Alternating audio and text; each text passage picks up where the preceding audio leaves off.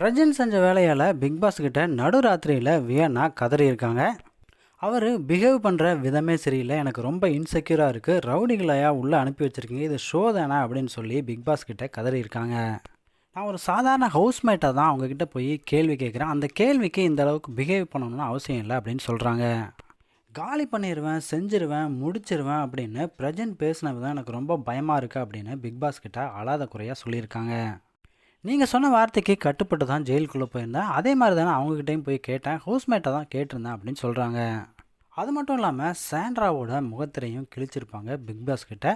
எப்போ பார்த்தாலும் 24 மணி நேரம் ஷோலையும் சண்டை தான், பிரச்சனை தான் போயிட்டுருக்கு, சின்ன விஷயத்துக்கு கூட பெருசு பண்ணி பிரச்சனை பண்ணிடுறாங்க அப்படின்னு சொல்கிறாங்க. பிரஜினும் அவன் என் பொண்டாட்டின்னு எல்லாருக்கிட்டையுமே சண்டைக்கு போயிட்டுருக்காரு. வியனா கூட பண்ணது இன்னும் கொஞ்சம் ஓவராக தான் தெரியுது.